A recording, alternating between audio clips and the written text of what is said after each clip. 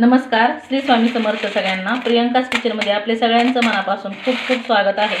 आज आपल्या प्रियंकास किचनमध्ये उपवासाचे सांडगे अगदी पॉपकॉर्न सारखे फुलणारे दुप्पट तिप्पट कसे बनवायचे ते ह्या व्हिडिओमध्ये आज आपण पाहणार आहोत। त्यामुळे तुम्ही हा व्हिडिओ कुठेही स्किप न करता शेवटपर्यंत नक्की पहा। चला वेळ न लावता रेसिपीला सुरुवात करूया। तर इथे पाहू शकता आपण जो रेग्युलर साबुदाणा खिचडीला वापरतो ना तो साबुदाणा 1 वाटी इतका घेतलेला आहे। आता हा साबुदाणा आपल्याला एका भांड्यामध्ये घालून घ्यायचा आणि आपण जसं खिचडीला जसा साबुदाणा भिजवतो ना तसा भिजून घ्यायचा आहे। अगोदर 1 ते 2 पाण्याने स्वच्छ धुवून घेणार आहे आणि 8 ते 10 तासासाठी आपल्याला हा साबुदाणा छान असा खिचडीला जसा भिजवतो अगदी त्या पद्धतीने भिजवून घ्यायचा आहे। तर इथे पाहू शकता मी हा साबुदाणा स्वच्छ 2 पाण्याने धुवून घेतलेला आहे आणि साबुदाणा बुडेल इतपत पाणी ठेवलेलं आहे साबुदाण्याच्या वरती आणि छान असा साबुदाणा आपला भिजला जातो। आता झाकण ठेवून 8 तासासाठी आपण हा साबुदाणा भिजून घेणार आहे। तर इथे पाहू शकता 6-7 तास झालेले आहेत आणि आपला हा साबुदाणा छान असा मस्त असा भिजलेला आहे। पहा, असं बोटावरती घेतल्याच्या नंतर एकदम छान असा मॅश होतोय। अशा पद्धतीने आपल्याला भिजून घ्यायचा आहे। आता सांडगे बनवण्यासाठी इथे मी 1 मोठ्या आकाराचा बटाटा उकडून साल काढून असा किसणीने किसून घेतलेला आहे। पहा, एवढ्या 1 वाटी प्रमाणासाठी मी 1 वाटी साबुदाण्यासाठी 1 मोठा आकाराचा बटाटा उकडून साल काढून किसून घेतलेला आहे।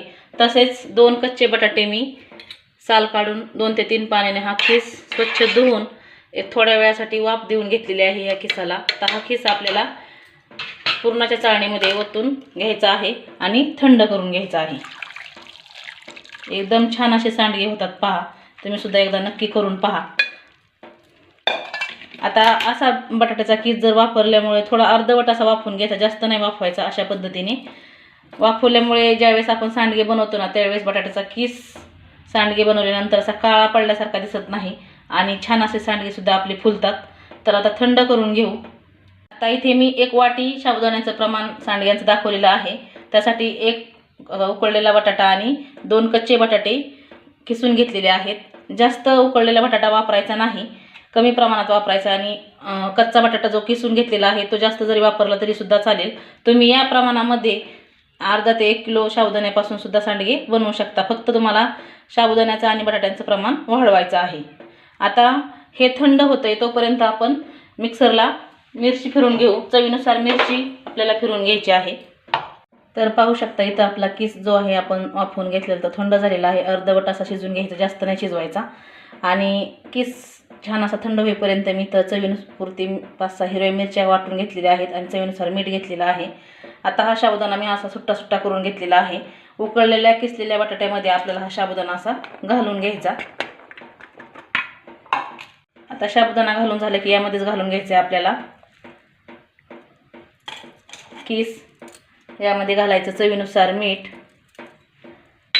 आणि हिरवी मिरची। आता हिरवी मिरची आणि मीठ तुम्ही आवडीनुसार वापरू शकता। आता हे आपल्याला छान असं मिक्स करत, जास्त असं दाबून नाही मळायचं, फक्त थोडंसं असं अलगद असं मिक्स करत आपल्याला हे छान असं मळून घ्यायचं आहे। जेणेकरून उकळलेला बटाटा आणि हा बटाट्याचा किस आणि साबुदाण्याचा एकजीव होईल इथपर्यंतच मळायचं, पाणी अजिबात वापरायचं नाही। आणि जो आपण उकडून घेतलेला बटाटा आहे ना, ते किस आहे ना, तो एकदम असा जर त्यामध्ये पाणी जर राहिलं तर तुम्ही थोडासा असं हाताने अलगद दाबून त्यामधलं पाणी काढून घेऊ शकता। तुमच्या घरामध्ये जर लहान मुलं असतील तर तुम्ही हिरवी मिरची नाही वापरली तरी सुद्धा चालेल। एकदम छान आणि मस्त असे हे सांडगे होतात। पहा, तुम्ही या उन्हाळ्यामध्ये ही सांडग्याची रेसिपी करून पहा। उपवासासाठी पॉपकॉर्न सारखे फुलणारे मस्त हे सांडगे आहेत। तर हे छान असं मी मिक्स करून घेणार आहे। तर इथे पाहू शकता आपलं हे मिश्रण सांडगं तोडण्यासाठी तयार झालेलं आहे। आता मी अशा पद्धतीने मुटका करून घेतलेला आहे। पहा, जसं आपण मटकीच्या डाळीचे सांडगे तोडतो ना अगदी त्या पद्धतीने। आता हे सांडगे मी घरामध्येच तोडून घेणार आहे। त्यासाठी 1 ताट घेतलेलं आहे मोठ्या आकाराचं। आता त्यामध्ये हे सांडगे तोडून घ्यायचे आहेत। आता पीठ मळत असताना मी तर अजिबात पाण्याचा वापर नाही केला, बटाट्यामध्ये भरपूर पाणी असतं आणि अशा पद्धतीने छान छोटे छोटे सांडगे तुम्हाला मोठ्या आकाराचे किंवा छोट्या आकाराचे पाहिजे ना ते त्या पद्धतीने तोडून घ्यायचे। आता हे सांडगे मी तोडून सर्व झाल्याच्या नंतर उन्हामध्ये ही ताटं ठेवून देणार आहे। आता तुम्ही जर जास्त प्रमाणात जर बनवत असाल तर तुम्ही प्लास्टिकच्या कागदावरती हे सांडगे तोडून घेऊ शकता आणि उन्हामध्ये ठेवू शकता.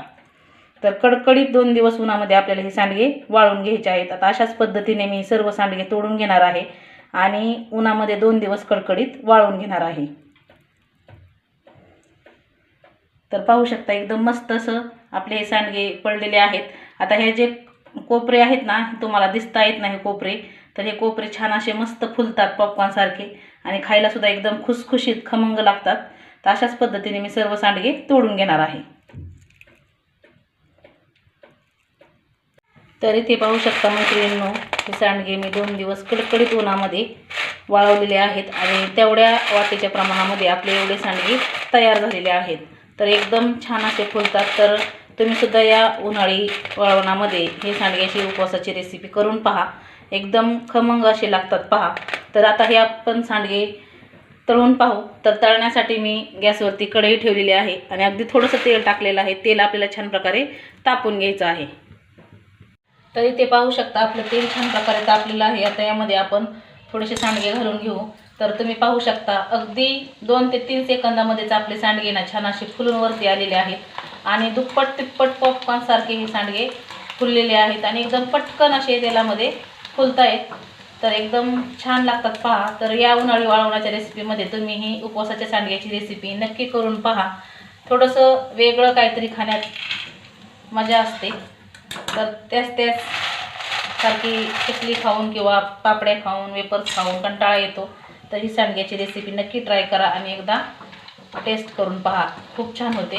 तर आपल्या चॅनलवरती नवीन असाल ताईंनो तर तुम्ही लाईक शेअर आणि सबस्क्राईब करायला विसरू नका, म्हणजे तुम्हाला अशा छान छान रेसिपी पाहायला मिळतील. तर तुम्ही पाहू शकता इथे मी परत आणखी सांडगे तळून घेतलेले आहेत. तरी ते पाहू शकता मी एक डिश भरून सांडगे छोटी तळून घेतलेले आहेत. एकदम मस्त असे तळलेले आहेत पहा आणि कडक न होता एकदम खुसखुशीत असे आपले सांडगे तयार झालेले आहेत. तुम्हाला आवाजावरून कळतच असेल.